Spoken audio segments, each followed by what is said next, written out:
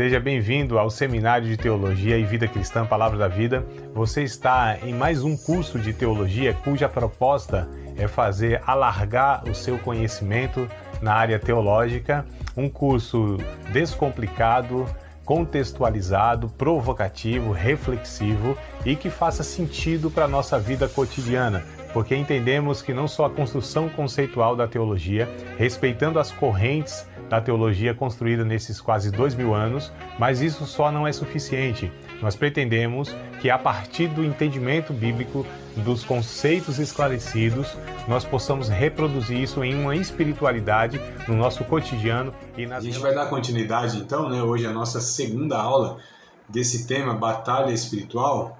Penso que em torno de 6 aulas aqui nós teremos concluído a matéria, penso eu. Vamos ver se a gente consegue aí. Já tivemos uma, hoje é a segunda, então teremos aí mais 4 para frente, se Deus quiser.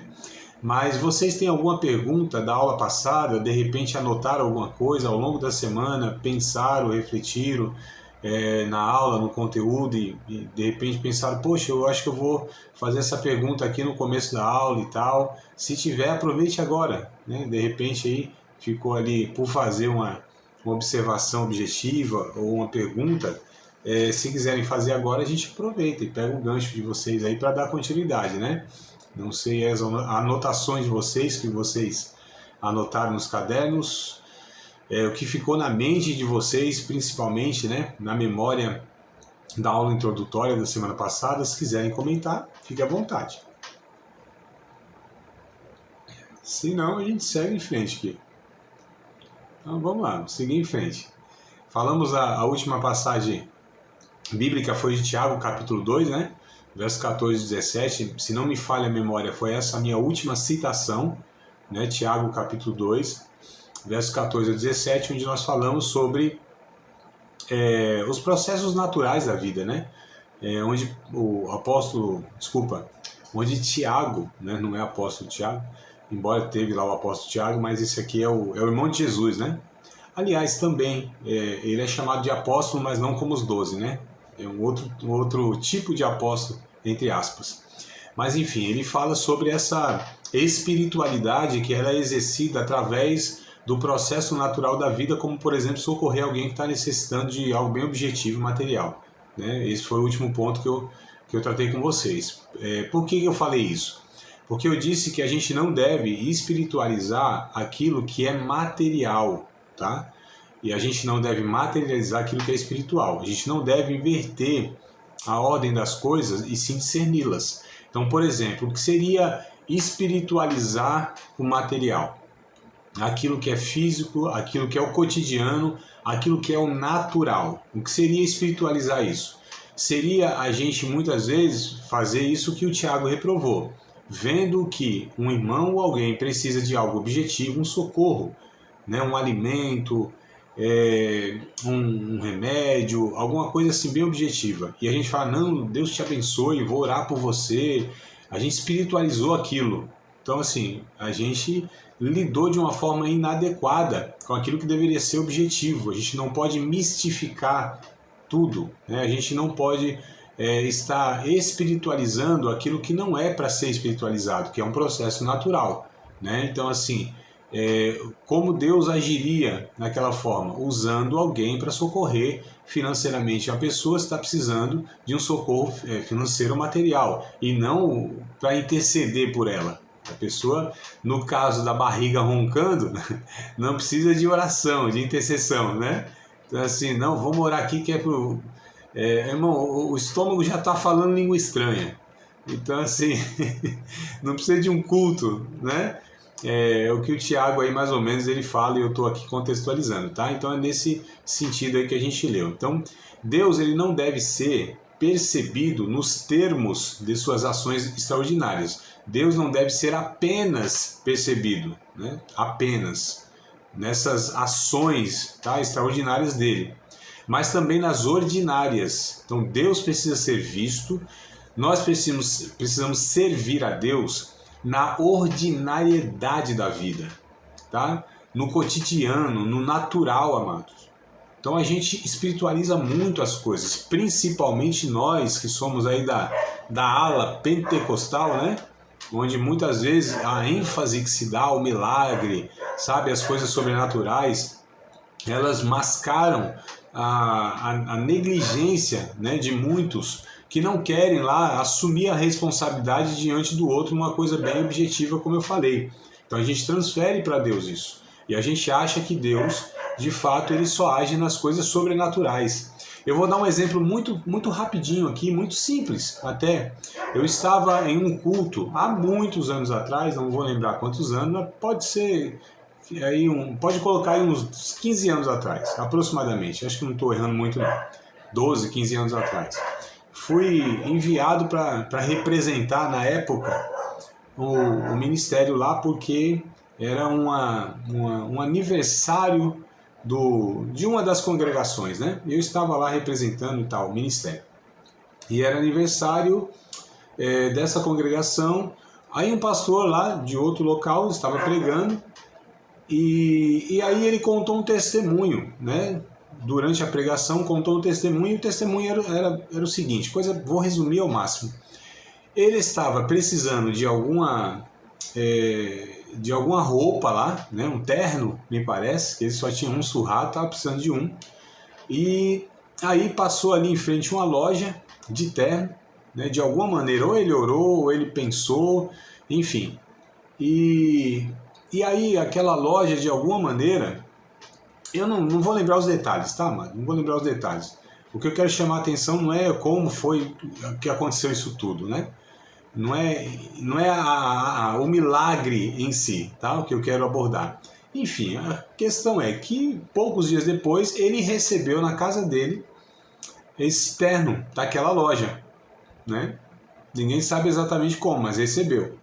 E imagina então, o povo deu glória a Deus, aleluia, aquela coisa toda, se alegraram porque Deus operou o milagre, providenciou para o seu servo a roupa, né? Vestimenta.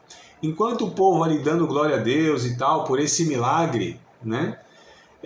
Eu fiquei pensando ali, eu falei, meu Deus do céu, mas precisou Deus realizar um milagre de providenciar uma roupa para um pastor, amado, que cuida de uma congregação, e onde estava essa congregação que não estava cuidando de um irmão, que era o seu próprio líder, né? Poderia ser qualquer outro irmão.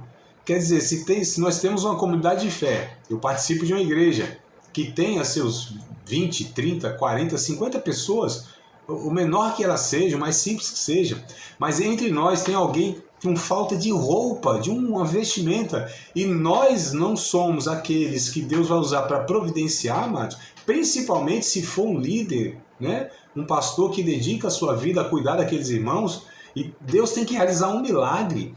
Por que Deus teve que realizar um milagre? Porque houve uma negligência, uma omissão da comunidade de fé de se cuidar mutuamente. Vocês estão entendendo, amados, o que eu quero abordar aqui? A questão assim, a gente não pode atribuir a Deus as responsabilidades, são nossas. De cuidar uns dos outros, por exemplo, amados.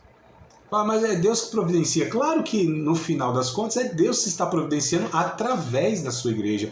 Porque Deus, ele propõe isso. Que a sua igreja, que nós, os seus filhos, família da fé, que a gente se cuide mutuamente. Para que são dados os dons? Para que possamos estar, então, nos edificando mutuamente. Então, olha só, o culto, por exemplo. O culto, a gente pensa que ele deve ser um culto... Opa, chegando mais um aqui, né? Vamos lá, Adrianinha. Adriana, bem-vinda. Boa noite. Chegou aqui bem no comecinho, viu? Então fique à vontade aí. O culto, né? A gente é estimulado a prestar a Deus um culto na vertical, não é isso? Na vertical aqui, ó. Nós e Deus. Não é isso, amados? Até a gente ouve umas frases assim, não olha para o seu irmão que está do lado, esquece aí que está do lado, preste o seu culto a Deus. A gente ainda é orientado a fazer essas coisas, né? Mas será, amados, que é isso que a Bíblia ensina? Aí quando nós lemos lá 1 aos Coríntios, capítulo 14, onde Paulo, ele escreve todo o capítulo 14, para dar orientações como deve ser esse culto, essa liturgia. Especificamente lá no verso 26, se vocês pegarem aí o texto de 1 Coríntios 14, 26 especificamente, tá? Todo o capítulo 14, ele vai tratar sobre a liturgia, né? Como deve ser esse culto aí dos irmãos e tal. Mas principalmente aqui, eu pensando o 26, para ser bem objetivo mesmo, né? Paulo diz o seguinte: que fareis, pois, irmãos, quando vos ajuntais? Cada um de vós tem salmo, tem doutrina, tem revelação, tem língua, tem interpretação, faça-se tudo para edificação. Se a gente ler, continuar lendo o texto, ele vai continuar falando sobre isso. Os nossos cultos, eles devem ser o partilhar dos dons mutuamente, ou seja, o nosso culto é horizontal, onde nós servimos uns aos outros. E no servir uns aos outros, aqui nós estamos cultuando a Deus. Quando eu sirvo o meu irmão, né? Quando eu reparto o meu dom e edifico o meu irmão, isso é mútuo. Então, assim, o culto, ele primeiro se dá na esfera do horizontal, né? Nessa esfera do horizontal, a gente aqui direciona esse serviço aqui, à igreja, mutuamente. Isso aqui é, de alguma maneira, elevado a Deus. Então, nós temos aqui, ó, a verticalidade e a horizontalidade. Então, aqui se encontra o que, amados? O cruzamento, é a cruz, onde Deus se encontra reconciliando-se com o homem nessa relação de reconciliação. Tem uma frase, amado, que agora esqueci quem é o autor dessa frase, tá? Depois, se vocês me cobrarem, eu coloco lá no grupo direitinho lá. Mas a frase e o pensamento é o seguinte: eu busquei a Deus e eu não achei. Eu busquei a Deus, ó, verticalmente, e não achei. Eu encontrei o meu irmão e nos reunimos os três. Vou repetir, para a gente entender aqui a ideia. Busquei a Deus, não achei. Encontrei o meu irmão, nos reunimos os três. Então, eu encontrei Deus no serviço e na comunhão com o meu irmão. Então, esses processos, eles são naturais, e é nessa naturalidade que o Espírito Santo vai agindo. A gente chama de a dinâmica do Espírito Santo, onde muitas vezes, para consolar alguém, amados, ele vai usar a minha vida para dar um abraço caloroso, para emprestar o ouvido, para disponibilizar o meu tempo, para estar com aquela pessoa. O Espírito Santo está agindo dessa forma natural para que, de fato, a pessoa seja espiritualmente edificada. Então, uma coisa não está desconectada da outra. Uma coisa não é separada da outra. É que a gente, com essa mentalidade religiosa que nós fomos formados, a gente separa o que é espiritual e o que é natural. Biblicamente, não existe essa separação. O que a Bíblia vai dizer que para o espiritual, tudo é espiritual. Para o espiritual, tudo é espiritual. Porque para nós que estudamos a Bíblia, nós compreendemos que tudo o que é material tem origem no espiritual. Lembra do texto de Hebreus capítulo 11, que é o famoso texto da Galeria dos Heróis da Fé? Ora, a fé é o firme fundamento das coisas que se esperam, a prova das coisas que não se veem. Pela fé entendemos que os mundos foram criados, de maneira que aquilo que se vê não foi feito do que é aparente. Então olha só, amado, tudo o que se vê, tudo que é concreto, tudo o que é natural provém daquilo que não se vê, que é o espiritual. Todas as coisas criadas, existentes, têm sua origem no espiritual. Nós que fomos treinados, como eu disse, religiosamente, isso não é teologia bíblica, isso é mais uma ideia filosófica aristotélica. Agora não me lembro se é de Aristóteles ou é Platão. Enfim, né, um dos gregos lá. Eles separavam essa questão do material e o espiritual. A gente chama de dicotomia, né? Ah, isso aqui é espiritual, isso aqui é material. Como se o material não tivesse uma origem no espiritual. Mas a Bíblia diz, para o espiritual tudo é espiritual. Nós não diferimos coisa alguma. Tanto é que o que para nós é tido como algo espiritual, chamado de ceia, se dá com elementos naturais, que representam, né, o espiritual. O que é o elemento pão? Não representa o corpo de Cristo? O elemento vinho não representa o sangue de Cristo? Né? Então são coisas naturais. Tanto é que o alimento, por exemplo, o estar à mesa, essas reuniões familiares, elas têm conotações espirituais. Então, se a gente entende, amados, a origem dessas coisas, para o espiritual, todas as suas ações vão ser de cunho espiritual, por mais natural que elas sejam.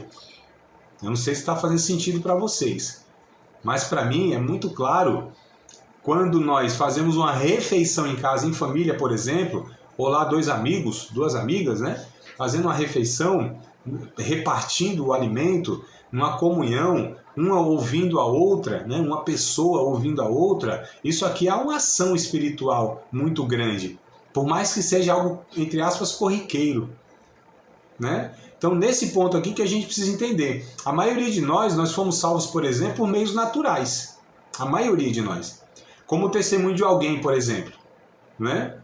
A leitura da Bíblia, a pregação da palavra, e não essas intervenções miraculosas, extraordinárias, como foi a conversão de Paulo, por exemplo. A conversão de Paulo foi um negócio extraordinário, um negócio assim sobrenatural. Jesus aparece em visão para ele, mas a maioria de nós não aceitou a Cristo assim. Alguém que deu um testemunho dele, alguém que nos evangelizou, lendo a própria Bíblia. Isso aqui não são meios naturais, não são ações naturais, não foi um anjo que veio aqui nesse processo, né? Não foi uma visão, como eu falei, Paulo sim, isso aqui foi uma exceção, né?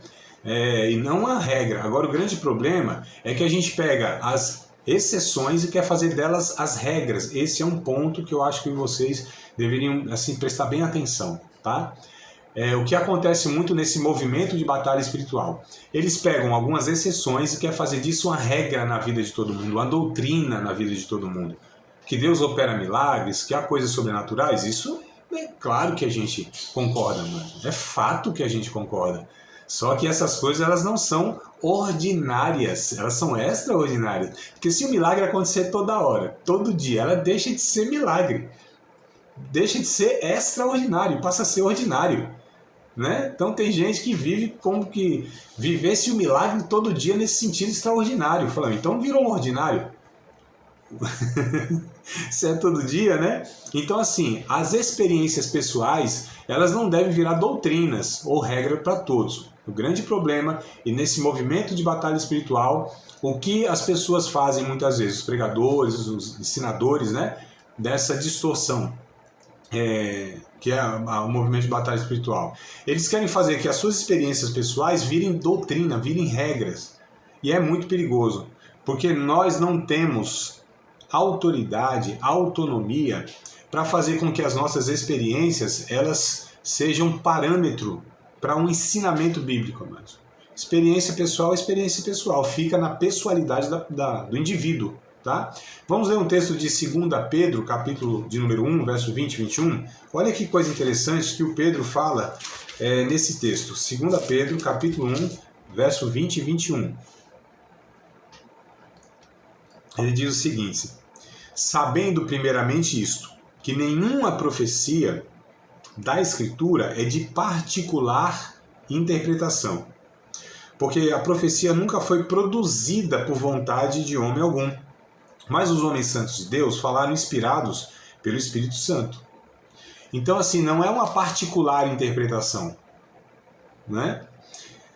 Vou colocar entre aspas aqui. O profeta, ele não gera a profecia.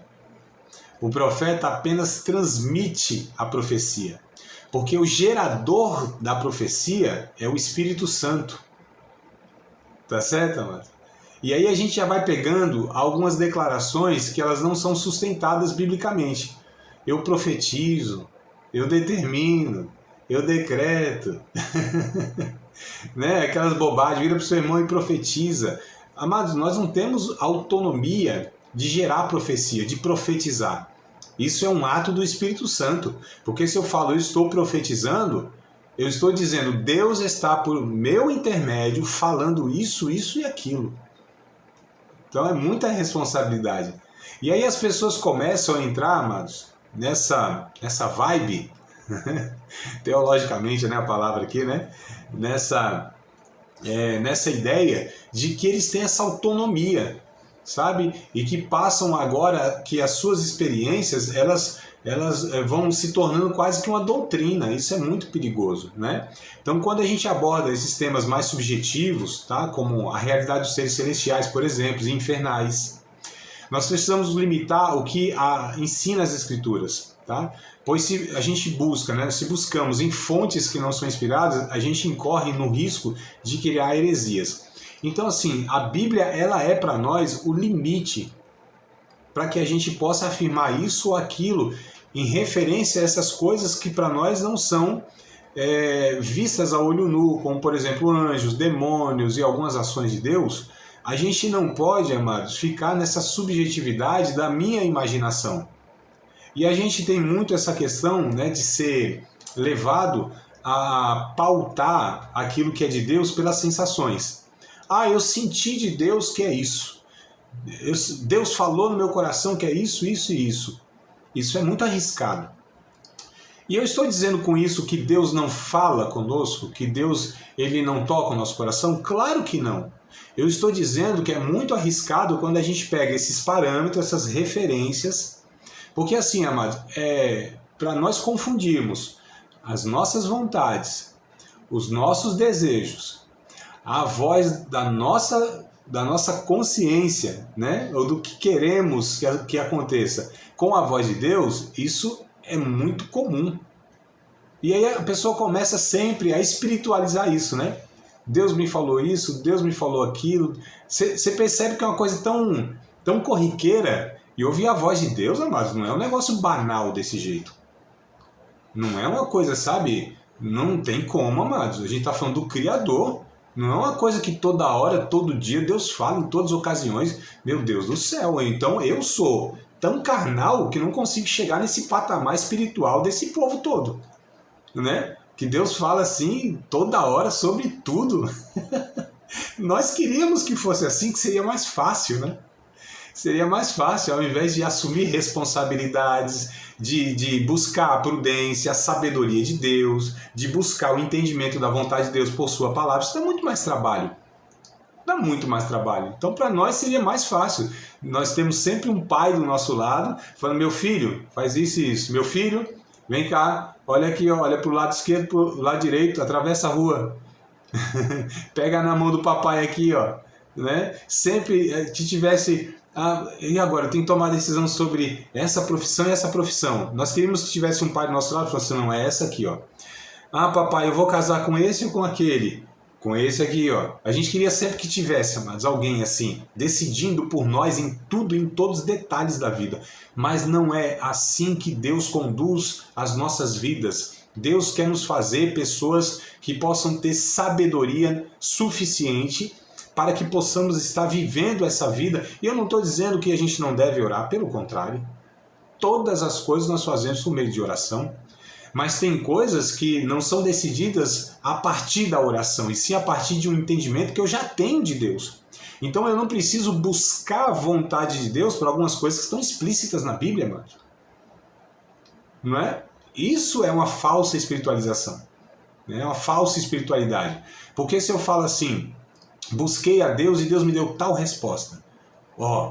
Então Deus deu a resposta e acabou, não tem mais o que questionar. Se foi Deus que deu essa direção, a pessoa fala isso aqui, todo mundo tem que se submeter porque foi Deus na fala da pessoa, né? Na fala da pessoa. Tá certo, amado? A maturidade nos faz entender o seguinte: eu já sei o que Deus quer da minha vida em tudo. Por que eu sei? Porque a Bíblia já fala, amados. A Bíblia já fala. Nas coisas que são centrais, como Deus quer que eu viva com a minha esposa, com os meus filhos, com os meus irmãos, com os meus vizinhos, com os meus parentes, a ética que Deus quer que eu exerça em todos os contextos que eu estou. Deus já me ensina isso na sua palavra, então eu não preciso ficar buscando como se o evangelho fosse uma religião de mistério, onde eu tenho sempre que buscar a vontade de Deus porque está oculta. Pelo contrário, amados, a Bíblia é revelação de Deus. As Escrituras são revelação de Deus. Não é? Eu estou falando daquilo que é base na nossa vida. Eu não estou dizendo que Deus não nos direciona a algumas questões bem esporádicas, que são exceções. Não é isso que eu estou dizendo que Deus não faça. Mas as pessoas, esse movimento de batalha espiritual espiritualiza tudo, amados. Eu vou falar aqui de um livro que vendeu igual água no deserto. Chama-se A Quarta Dimensão. Né? David Poyong Cho, o líder da maior igreja do mundo, né? O nome dele, na verdade, era Poyong Cho, né? Ele depois disse que mudou o nome dele para David, que é o Davi, né? Da visão. Davi Poyong Cho. E ele tem esse livro, Quarta Dimensão, que é herético demais. Eu li ele. Eu tinha uma prateleira das heresias, aí depois eu fui descartando, né? Mas eu tinha um bocado de livro, como o do Benihim, por exemplo, né? Bom Dia Espírito Santo e tal. Esses livros que é heresia pura, meu Deus do céu. Mas enfim. E ele diz aí nesse livro, A Quarta Dimensão, que ele estava orando a Deus, veja só. Estava orando a Deus. E ele precisava de uma escrivaninha, ele precisava de uma cadeira e ele precisava de uma bicicleta. Cadeira e escrivaninha porque ele precisava estudar a Bíblia, escrever coisas, ele precisava de uma bicicleta para evangelizar, enfim, né? Esses 3 itens, ele colocando em oração, e orava, e Deus não respondia. E ele falou, nossa, mas como que Deus não me responde e tal, né? São coisas que não são assim tão difíceis, ou não são difíceis para Deus, para mim porque não tinha recurso e tudo mais. Aí diz ele que um dia ele orando e Deus respondeu, falou assim, meu filho, você sabe quantos modelos de escrivania existem no mundo? Quantos tipos de cadeira há no mundo? Quantas marcas de bicicleta no mundo? Eu não te respondi porque você não especificou qual você quer. Oh, Deus burro! Então assim, eu tenho que falar, Deus, tem que ser de mogno. Tem que ser 45 graus assim que é para eu escrever melhor. Tem que ser a cadeirinha giratória. E a bicicleta? Uma Caloi.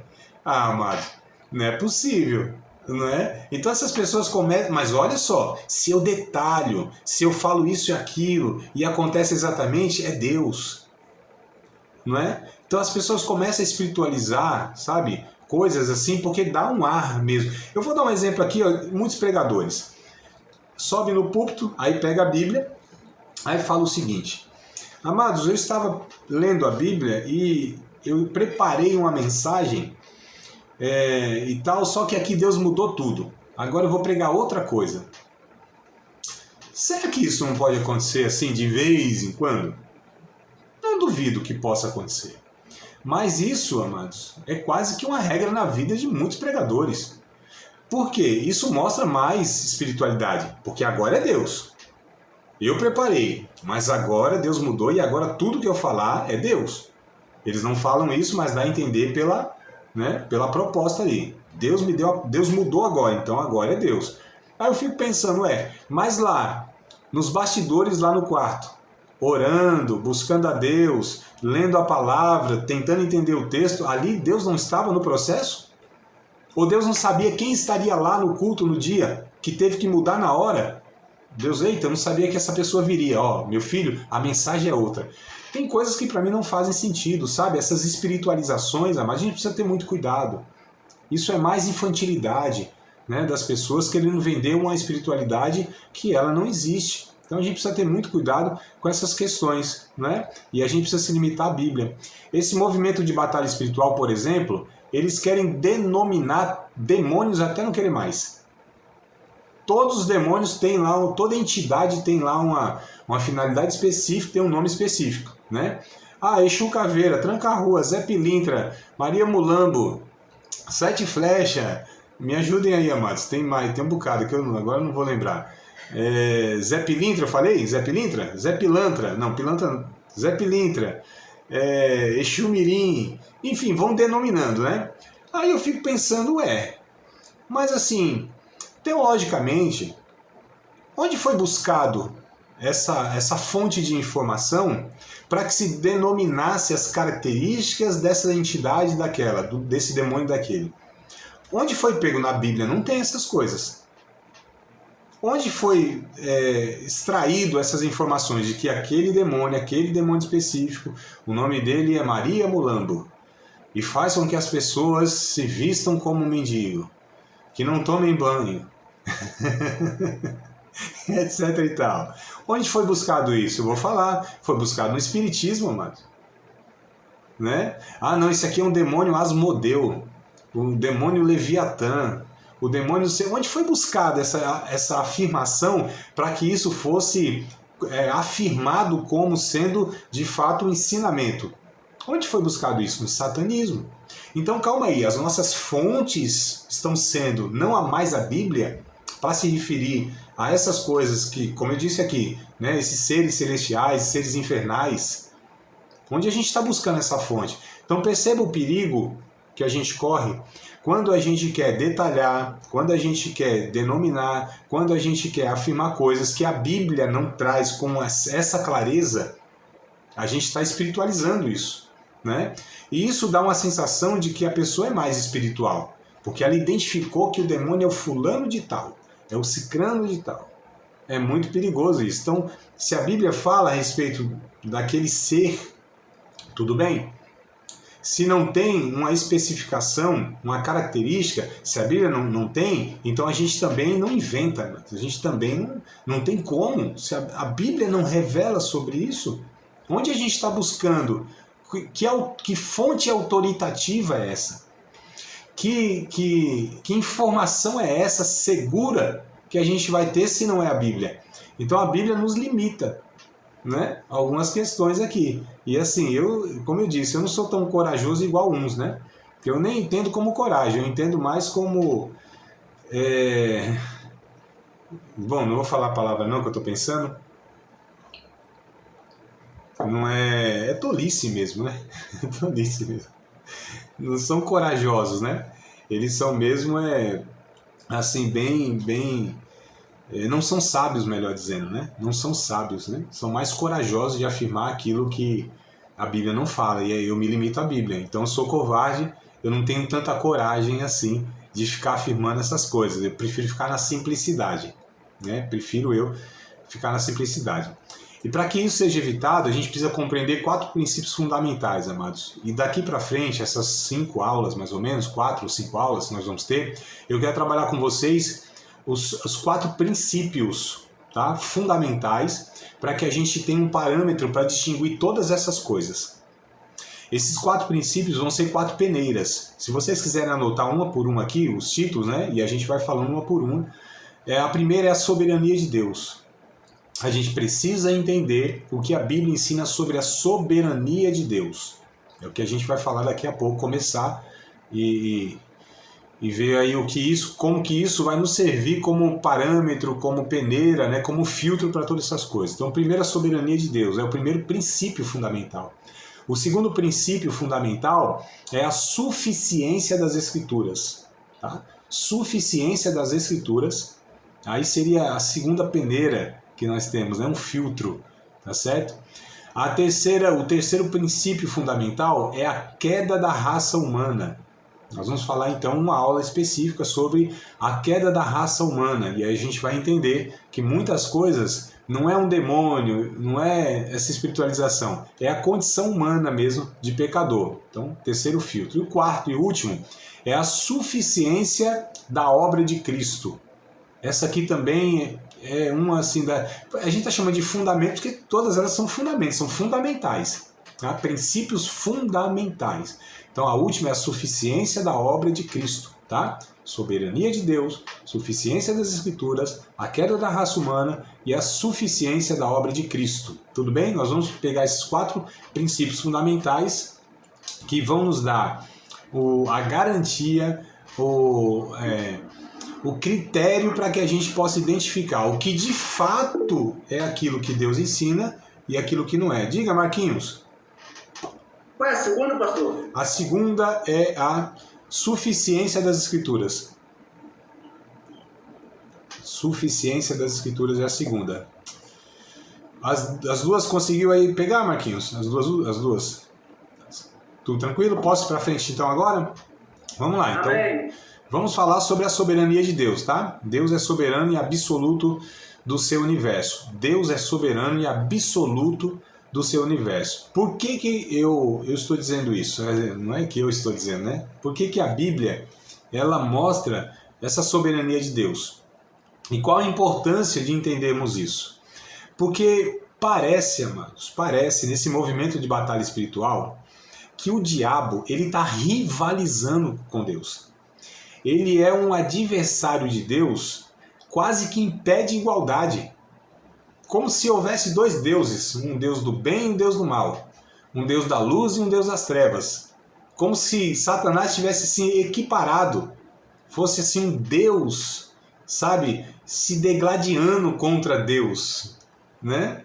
Essa ideia que passa é quase que um Deus autônomo, um ser autônomo, melhor dizendo, um ser autônomo que faz o que bem lhe quer, bem dá na telha dele, como se estivesse aí sem controle nenhum, né? Como que Satanás fosse um Deus mesmo e tivesse um reino. Então olha só, amados, essa expressão a gente vê muito, né? O reino das trevas. Não tem reino, esse conceito de reino não é aplicado a Satanás, amados. Reino só existe um reino, que é o reino de Deus. E o reino de Deus é tudo o que existe e foi criado por Deus, está sob o domínio, o governo, a soberania de Deus. Nós vemos isso, por exemplo, no livro de Jó, né? Nós vamos pegar lá depois no Novo Testamento. Mas no livro de Jó, no capítulo 1 e 2, por exemplo, quando a Bíblia mostra que Satanás vai se apresentar diante de Deus, amigo. E ele tem limites ali colocados por Deus. E Deus fala, tá, vai até aqui na vida dele, mas não passa daqui. Faz isso, mas não faz aquilo. Satanás, ele é uma criatura de Deus. Não Satanás, né? Mas o ser angélico, né? Que passou a ser Satanás depois da corrupção. Ele é uma criatura de Deus. Deus, ele é criador. Então Satanás, para Deus, é apenas uma criaturazinha. Não é esse pé de... Eu me lembro nas redes sociais, Facebook, quase que o extinto Facebook, né? Facebook já tá ficando somente para os caras igual eu, assim, idade média para frente, né? Cinquentão que tá usando Facebook, não é um negócio mais atrasado. Pergunta para os jovenzinhos se eles usam Facebook, não usam. Mas esse arcaico Facebook, há bastante tempo atrás, tinha uma imagenzinha que tinha bastante aí, era bastante usado, né? Que era assim, não sei se vocês vão lembrar. Satanás e Jesus no braço de ferro. Quem já viu essa figura aí? Os dois assim no braço de ferro, assim, ó, Jesus e Satanás assim, no braço de ferro, assim, tipo, tirando o braço de ferro. Nunca viram essa imagem, não? Me ajuda aí, a Adriana tá confirmando, a Aline também, ó. Tá vendo? Duas jovens confirmando, então. Aí tinha, mano, essa ideia de que Jesus e Satanás estavam no braço de ferro. Não existe essa possibilidade, amado. Não existe. Satanás, ele não tem nenhuma equiparação em relação a Deus. Deus é Deus de Satanás. Deus é criador e é Senhor de Satanás, né? Eu estou falando do Antigo Testamento lá, mas vamos pegar o Novo Testamento e vamos pegar o Novo Testamento em relação a Jesus, que em forma humana, mas sempre foi Deus, nunca deixou de ser Deus, em forma humana. Os demônios batiam continência. Filho de Deus já viesse nos atormentar antes do tempo? Os demônios falavam, né? Essa autoridade que ele tinha e esse reconhecimento dos demônios a respeito da sua divindade. Então, assim, os demônios, eles até pediram para Jesus não ser lançado no abismo. Nos lança aí nos animaizinhos, aí nos porquinhos. Ó, oração por oração, Jesus atende até oração de demônio, né, mas então a gente precisa prestar muita atenção que não é aprovação de nada, né, ser atendido em oração. E aí Jesus concedeu, tá bom, não vou mandar vocês para o abismo não, e tal. E a gente percebe essa soberania de Jesus, essa soberania de Deus sobre tudo e sobre todos, sobre as forças da natureza, né, acalmando mar e vento, água e vento, o poder da morte, ressuscitando pessoas. A gente vê, né, Deus, ele tendo a soberania na história. A gente vai ver aqui, eu preparei um textozinho para a gente pensar mais um pouco sobre isso, né? Então, Deus é soberano, ele está acima de tudo e de todos. só existe um reino que é o reino de Deus. Agora o que existe é uma tentativa, né, de rebelião de Satanás, e a Bíblia vai tratar como império das trevas. Reino não. Império das trevas, que é essa rebelião dessa criatura, né, desse ser, aí Satanás e os demônios, tentando se rebelar contra Deus. Mas coitados, não tem como, amados. Eles foram expulsos do céu, eles já foram sentenciados, né, à condenação eterna. Algumas pessoas falam assim, nossa, parece que o mundo está num desgoverno, né? Satanás parece estar pintando e bordando aí. Por que, se Deus é tão poderoso assim, a pergunta até de uns ateus, questionamento, se Deus é tão poderoso assim, por que não acaba com o mal? Ou ele não é amor? Porque ele não pode ser amor e todo poderoso. Esse é o questionamento dos ateus. Porque se ele é todo amor e ele não acaba com o mal, ele não é todo poderoso.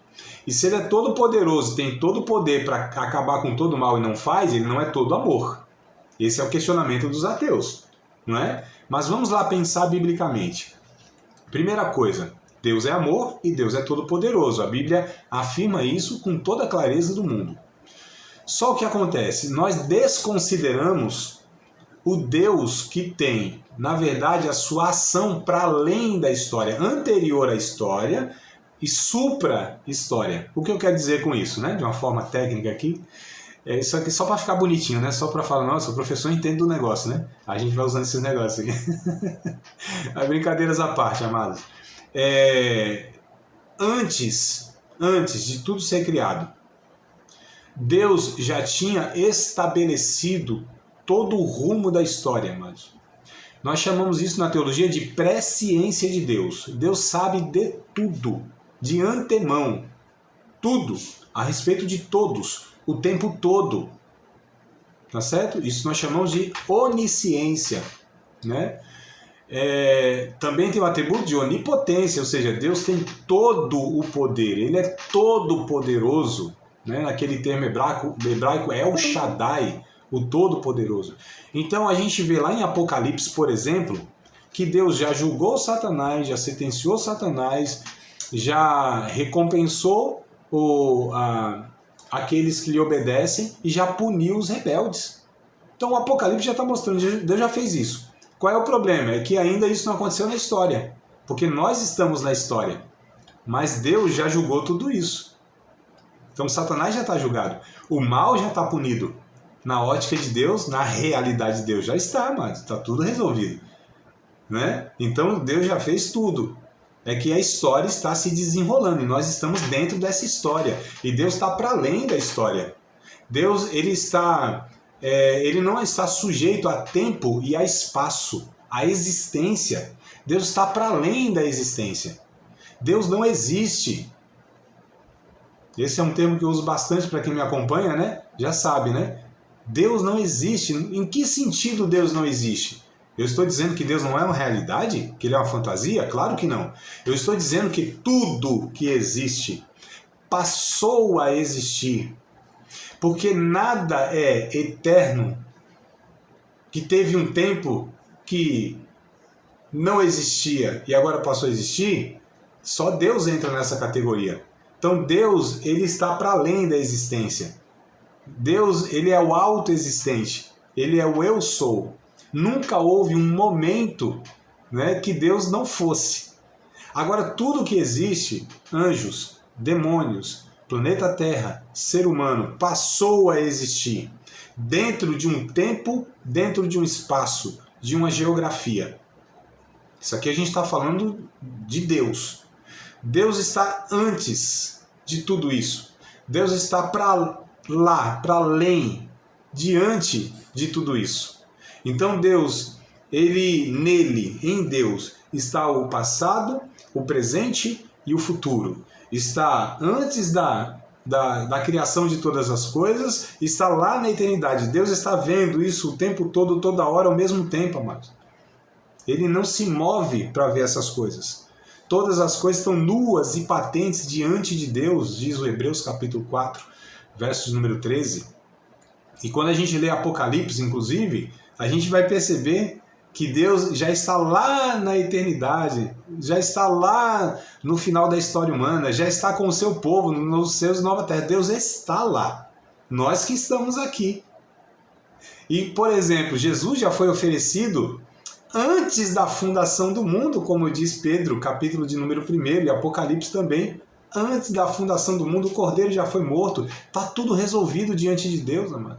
Deus está nesse exato momento. Para nós aqui, é dia 27 de março de 2024. Não é? Para nós, é esse tempo, essa cronologia. Deus não está sujeito a isso. Deus criou o tempo. Não existia o tempo. Não existia o sol e a lua, que é o que regula isso. Não existia verão, primavera, outono e inverno. Deus criou todas essas coisas para esse funcionamento cronológico histórico. Mas Deus está anterior, está para além de tudo isso. Todas as coisas existem porque Deus as fez existir. Deus disse haja e houve. Mas Deus está para além disso. Mas Deus não tem começo e não tem fim. Salmo 90, verso 1 e 2. Antes que os montes nascessem, antes que os outeiros fossem criados, de eternidade, aqui não dá para ver aqui que a tela corta meu braço, né? Mas de eternidade para cá, e de eternidade para lá, tu és Deus, diz o Salmo. Então Deus, só Deus é eterno, porque é de eternidade para trás e de eternidade para frente. E o que é eternidade? É o tempo sem fim lá para trás? É o tempo sem fim lá para frente? Não. Eternidade, o conceito de eternidade é a ausência de tempo. Deus não vive sob um tempo e nem sob um espaço. Essas coisas não cabem para Deus. Deus é soberano. Ele não é sujeito ao tempo, não é sujeito ao espaço, não é sujeito a nenhuma criatura, por mais poderosa que ela seja. O Satanás, por exemplo, se nós fôssemos pegar uma criatura para de repente colocar assim, entre aspas, né, no nível de Satanás, seria o arcanjo Miguel. Se fôssemos, porque são dois seres angélicos. Se fôssemos, porque mesmo assim na Bíblia a gente vê que o arcanjo Miguel não perde uma, mano. Né? E por que ele não perde uma? Porque Deus lhe deu a autoridade. E é tão interessante isso. Os anjos, eles reconhecem tanto isso. E o arcanjo Miguel, que parece que nessa hierarquia angelical, ele é de fato alguém diferenciado, né?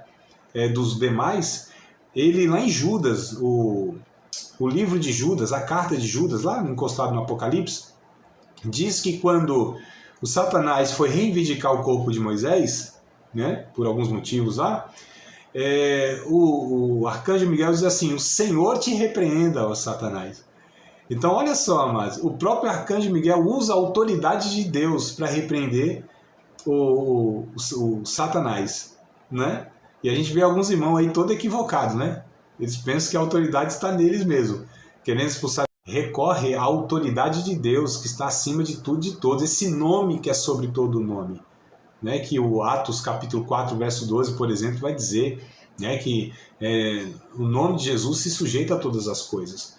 Filipenses capítulo 2, por exemplo, sobre o nome de Jesus, todos vão dobrar os joelhos, tudo e todos. A gente vê em Colossenses, a gente vai pegar uns textos depois, em Colossenses, em Apocalipse, em vários textos de Paulo, de Pedro, de Judas, como eu citei aqui, a gente vai perceber o quanto todas as coisas estão sujeitas ao nome de Cristo, né? Sob, debaixo, né? Não é sobre, é sob a soberania de Deus. Então Deus é soberano, não tem dois reinos disputando aqui. Não, Deus está sobre tudo e sobre todos. Ele é Senhor, Senhor dos senhores, Rei dos reis. Não tem esse negócio que muitas vezes as pessoas falam assim: nossa, para um cristão, você deu legalidade para Satanás e Satanás agora vai fazer o que quer na tua vida enquanto você não resolver isso e aquilo, como se Deus perdesse o direito sobre o seu filho que ele resgatou. E porque ele deu uma brecha, esses são os termos, né? Deu uma brecha, deu algum vacilo, agora Satanás tem legalidade que nem Deus pode fazer muita coisa não. Porque deu legalidade para ele. Então olha esse movimento de batalha espiritual, como eles ofendem a soberania de Deus. Eu fico imaginando, amados, eu sendo pai de 2 meninos, e aí, vamos pegar o mais velho, me desobedece, mas me desobedece assim, escancarado, feio, me desrespeita. né, peca contra mim. E aí eu falo assim, ó, vou entregar você a uns traficantes ali, ó, e eles vão agora dar uma pisa em você. Pisa, vocês sabem o que é pisa, né? Pisa, surra, né? Peia, como que diz mais? Peia, pisa, surra, coça, sei lá. Vai castigar o menino. E eu vou entregar você a ele porque você pecou contra mim nisso aqui. Enquanto eles não fizerem o que tiver que fazer, eu nem intervenho em nada. Olha só que coisa cruel, amado. Então, se eu que sou um ser humano, todo falho, que não tem ideia do que é amor, não faria isso com meu filho, Deus vai fazer isso com o seu filho resgatado, por mais que tenha pecado uma questão ou outra, vai dar legalidade e nem tem o que fazer, porque deu legalidade. Satanás tem legalidade sobre um filho de Deus, porque o movimento de batalha espiritual não é que eles dizem que as pessoas, os demônios fazem o que querem com qualquer um aí, não, com os filhos de Deus inclusive, né? Inclusive dizem que cristãos ficam endemoniados. Essa é a afirmação desse povo. Quer dizer, uma loucura. Isso não tem sentido. A gente vai ver mais para frente que não tem como, se a gente considera também essa questão da obra, a suficiência da obra de Cristo, que é o último ponto que a gente vai trabalhar. Mas o que eu quero destacar aqui é sobre a soberania de Deus. Então, quando se afirma que Deus é soberano, significa que ele tem poder ilimitado para fazer o que quiser com o mundo e as criaturas que criou. Ilimitado. Então não há limitação para Deus em nenhuma criatura, tá? E que nenhuma delas pode, ao final, frustrar os planos de Deus. Deixa eu ler aqui alguns textos. Hebreus 2:14, por exemplo. Hebreus 2:14. Vou ler aqui os textos rapidinho, tá? Não correndo, né? Só, não vou comentar, só a leitura mesmo. Eu penso que é suficiente, mas vocês aí depois voltem nesses textos, anotem e voltem. Hebreus 2:14.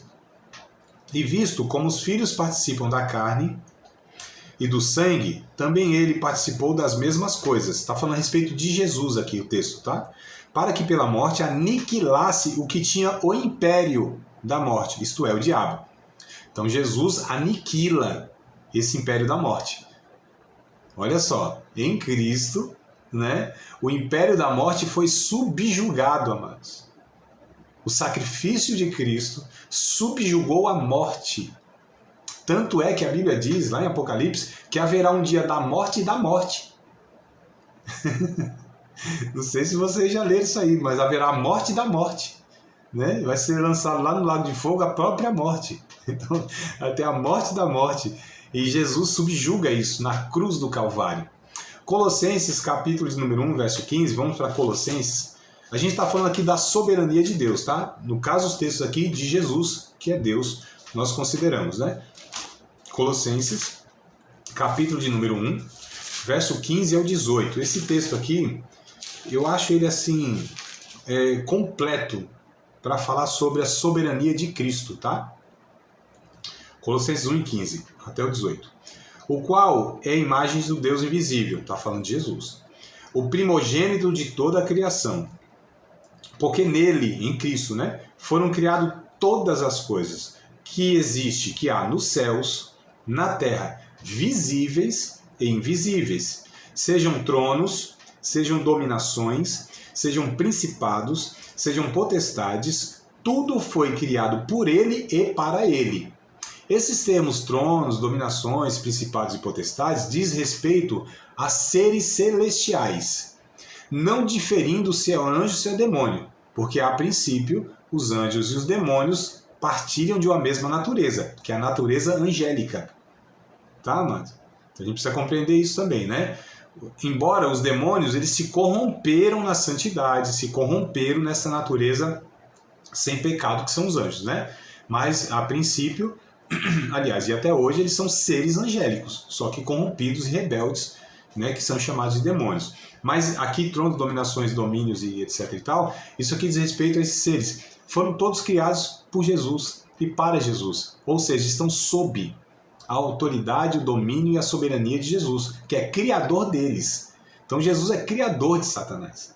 é criador dos demônios, não deles corrompidos, né? Vocês estão entendendo, né? Não dessas criaturas que se corromperam, mas do ente em si, né? Do ser angélico. Então tem autoridade sobre eles, é criador deles, não deve nada, não está limitado. Ele não tá, Jesus não tem que pedir autorização, amado. Não fica amarrado. A gente está quase que deixando Jesus amarrado e os demônios que, né? É um negócio que é invertido. Enfim, verso 17. E ele, Jesus, é antes de todas as coisas, e todas as coisas subsistem por ele. Ele, Jesus, é a cabeça do corpo da igreja, é o princípio primogênito entre os mortos, para que em tudo tenha a preeminência, olha, a supremacia. Então Jesus é soberano. A Bíblia diz que Deus, ele é soberano. O capítulo 2 aqui ainda de Colossenses, a página do lado, não precisa nem virar a Bíblia, está do lado aí, possivelmente está do lado desse texto aqui, ó, capítulo 2, verso 14 e o verso 15, que diz o seguinte, tem que virar assim, porque é na outra página, mas o Colossenses aqui, ó, capítulo seguinte, capítulo 2, verso 14 e o verso 15, diz o seguinte: havendo, Jesus, né, havendo riscado a cédula que era contra nós nas suas ordenanças, a qual de alguma maneira nos era contrária, e a tirou do meio da cruz, atirou do meio de nós, cravando-a na cruz. Verso 15. Despojando os principados e potestades, e os expôs publicamente, e deles triunfou em si mesmo. Olha o que Paulo, nesse texto, fala o que Jesus fez a respeito dos principados, das potestades. Triunfou publicamente sobre eles. Não é? Vai dizer que tudo foi cravado na cruz. Vamos lá. Então vamos falar sobre a soberania de Deus aqui, continuar, né? A gente falou de Colossenses, capítulo 2, versos 14 e 15. E nesse texto de Colossenses nós vamos voltar nele, tá? Em outro ponto a gente vai voltar nele para falar, por exemplo, de maldição hereditária. Mas já quero dar uma introdução aqui.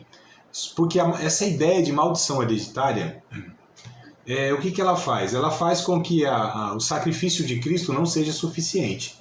Então só para deixar esse em aberto para vocês. Depois a gente vai pegar esse texto, a gente vai, de fato, interpretá-lo, né, à luz de um conjunto de outros textos e sob a perspectiva da obra de Cristo, a sua eficácia, suficiência e tudo mais. Mas só para colocar aqui para vocês já de antemão.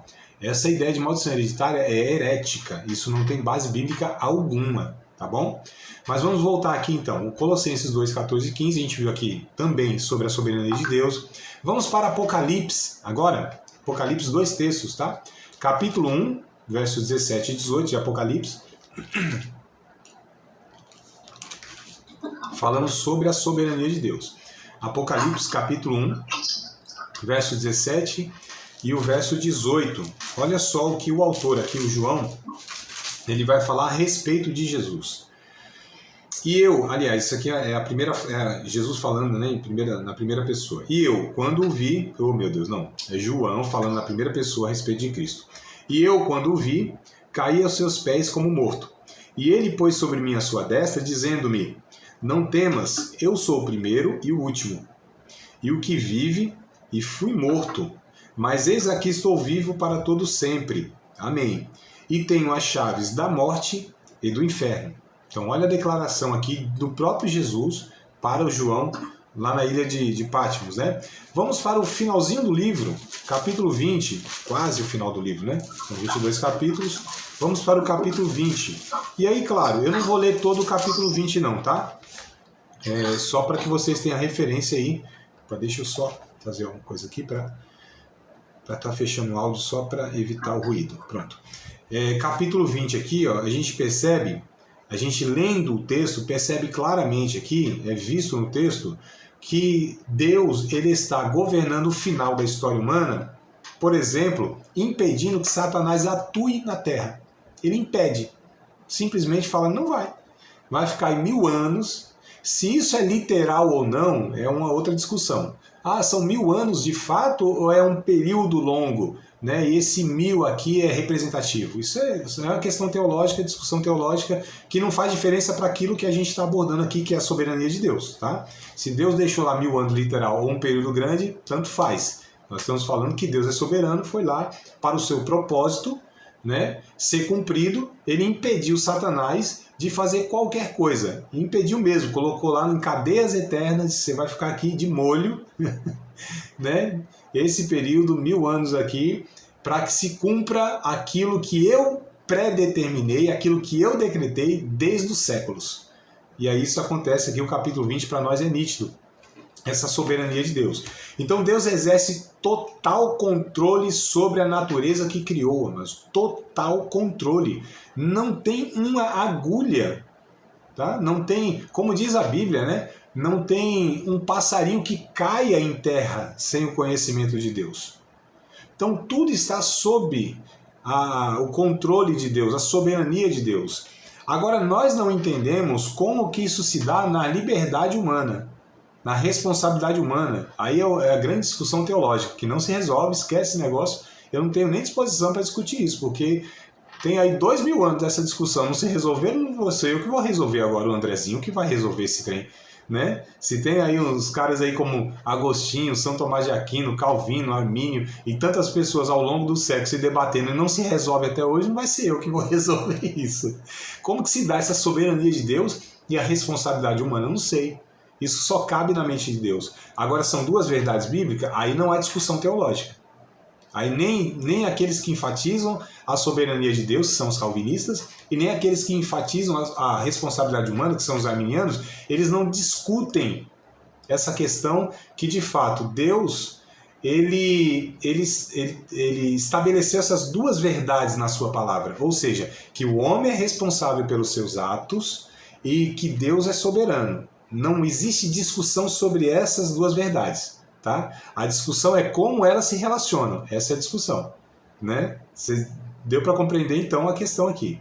Existem essas duas realidades, só que elas só cabem na mente de Deus. Na nossa não cabe porque está para além da nossa capacidade de compreensão essas duas verdades, mas são verdades bíblicas, isso é inequívoco, não há discussão teológica, não existe discussão teológica para falar não é e não é, tá? As duas são, só que como elas se relacionam é que os homens quebram a cabeça, porque a gente está falando de Deus, né?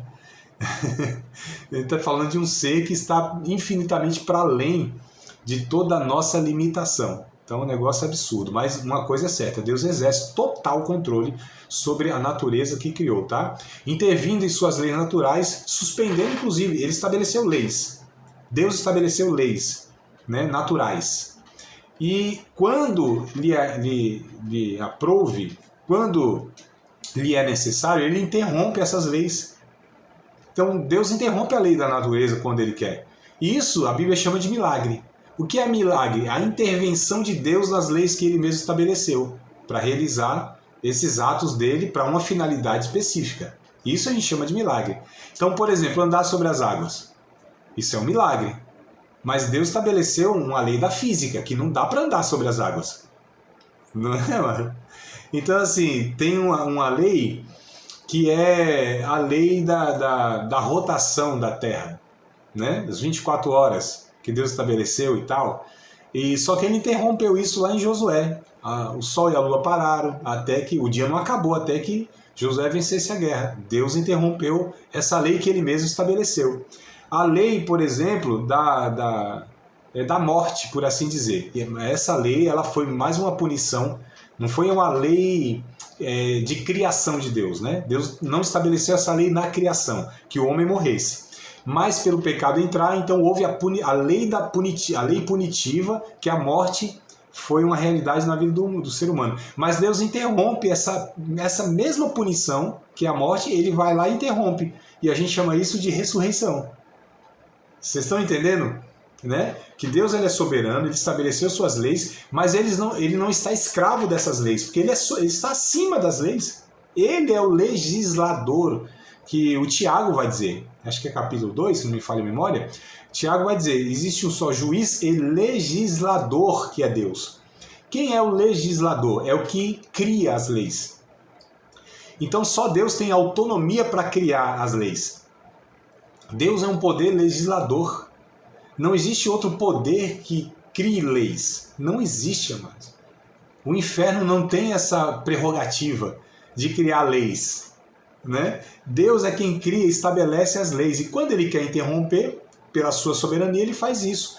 e é o que a gente chama de milagre, tá? Então, no Antigo Testamento, Deus mostra a sua soberania escolhendo, por exemplo, um povo, né? E o conduzindo na história para um propósito definido. Aqui eu vou encerrar esse ponto meu e a gente abre aqui para que a gente bata um papo, tá? Mas, por exemplo, olha a soberania de Deus é mostrada na história. Que Deus pega um povozinho, um povo insignificante na história. Em toda a história de Israel, por exemplo, Israel, em relação às nações em volta, sempre foi um povo mais fraco, nunca teve poder bélico, né, que a gente chama, armas, exército, nunca teve em relação aos povos ao seu redor, nunca teve. Se a gente pegar desde a Babilônia, lá, Mesopotâmia, depois a gente pega deixa eu ver se eu pego a ordem aqui, né? Os mesopotâmios, os egípcios, os babilônicos, os assírios, os medos e os persas e os romanos. Esses impérios ao longo da história do povo de Israel sempre foram impérios, sempre dominaram o mundo. E Israelzinho, desse tamanhozinho assim, ó, eu não sei se vocês já viram o mapa mundi. O mapa mundi vai mostrar Israel no centro. Vocês já fizeram essa observação, não, amada? Tá, né? A Mailane está afirmando. Está lá no centro. Pega o mapa mundi. Israel, Jerusalém está no centro. É tão pequenininho que nem o nome Jerusalém cabe na escrita lá. Né? E quem diz isso? É Ezequiel capítulo 5, verso 5, antes de mapa mundi. Era só ler Ezequiel 5:5, vai mostrar. Israel pula no meio das nações, está no meio. Só que você vê pequenininho, amado. Todos os exércitos sempre quiseram dominar Israel. Por que nunca o fizeram?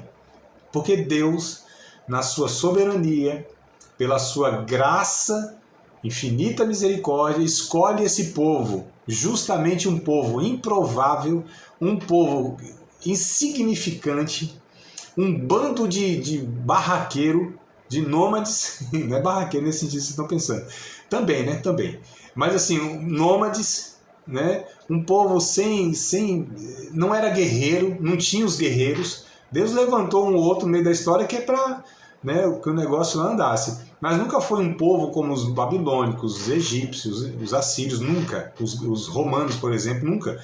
Tanto é que todos esses impérios, Israel sempre se vê acuado, sempre oprimido, sempre escravizado. Aí Deus sempre tem que ir lá e resgatar, sempre ir lá e fazer algum milagre, levantar alguém, fazer alguma coisa. Quando não, Deus usa até os próprios povos pagãos, né, para conduzir Israel, seja para o castigo ou seja para a libertação. Se é para o castigo, usa o faraó, usa lá o Dário, né, para a libertação, usa lá o outro, que eu esqueci o nome lá também, para o Nabucodonosor. Então, assim, a gente percebe que Deus é soberano sobre todas as nações, não é só sobre Israel, não. Então a Bíblia vai mostrando. A Bíblia chama Ciro de servo de Deus, Faraó de servo de Deus. Não que eles fossem servos de Deus reconhecendo a divindade de Deus, que Deus era Deus. Não, porque a Bíblia vai mostrar, eles são também criaturas sob o domínio de Deus. Então, 100 anos antes, Deus disse assim, ó, vai ter aí um império. Esse império não existia na força, né, que depois para frente foi ter. 100 anos antes, hein? Vai ter um império. O império vai ser dos medos e dos persas. Vai ter lá o seu governante chamado Ciro. Dá o nome do cara. Dá o império, né? Fala qual é o império, qual é o nome do governante, o que ele vai fazer para libertar o povo de Deus. Porque quem estava comandando aquele trem, quem era? Quem vocês acham que era? Era Deus. Então Deus é soberano na história, essas ações que a gente vê na Bíblia, quando a gente lê toda a história, Deus está conduzindo tudo isso. O livro de Apocalipse, para muitos irmãos, é quase que um terror. Tem medo, tem uns irmãos que já confessaram esse pecado para mim, vocês acreditam? André, eu tenho medo de ler o livro de Apocalipse, me assusta. Pô, meu irmão, você está totalmente equivocado. O livro de Apocalipse para nós é um livro de maior consolo que um cristão pode ter, porque lá está contido o final da história humana e o nosso Deus conduzindo a sua igreja no triunfo absoluto sobre tudo e sobre todos. Então, quando a gente lê o Apocalipse, deve nos trazer paz, esperança, força, ânimo, porque o nosso Deus já mostrou para nós o fim da história humana, que Ele está conduzindo, amados. Isso serve para aplicar na nossa vida pessoal, inclusive. Não há perda de controle de Deus nas nossas vidas. Nós nos descontrolamos, nós nos perdemos. Mas Jesus disse lá no capítulo 10 de João, se não me falha a memória, Evangelho segundo João, não há ninguém que possa arrebatar das minhas mãos aqueles que o Pai me deu.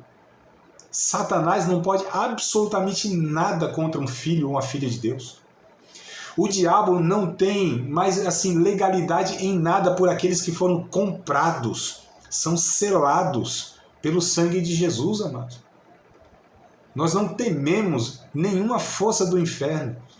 Nós não tememos e nós nem confiamos em nada que seja recurso nosso para garantir coisa alguma na nossa vida. É o nosso Deus que garante do começo ao fim. Ele é o alfa e ele é o ômega. Ele é o princípio, ele é o fim. Ele é aquele que é o autor e é o consumador da nossa fé. Ele é aquele que nos sustenta apesar de nós. Ele é aquele que já perdoou todos os nossos pecados sem nós movermos uma palha para que isso seja feito, amados. E o perdão de Deus é muito maior do que os nossos pecados. Eu não posso me salvar e nem garanto a minha salvação. Se foi Cristo que me salvou, eu não tenho como. Eu posso fazer o que for, eu não tenho como, amados. Se eu recorro a Ele, né? Eu não tenho como, sabe, dificultar a obra de Cristo na minha vida. Não tem como, é soberano. O Espírito de Deus não está sujeito a homem nenhum. Né? Pode participar de mais uma aula de um dos nossos cursos do Seminário de Teologia, Vida Cristã, Palavra da Vida. Espero que tenha te abençoado, não só alargado o seu conhecimento teológico, mas que tenha também atingido o teu coração para que você possa, a cada dia mais, reproduzir a vida de Deus nas suas relações cotidianas. Se você ainda não é aluno oficial de um dos nossos cursos, se inscreva aqui no contato que vai aparecer do WhatsApp. Também nos siga nas redes sociais, se inscreva no nosso canal, compartilhe à vontade e Deus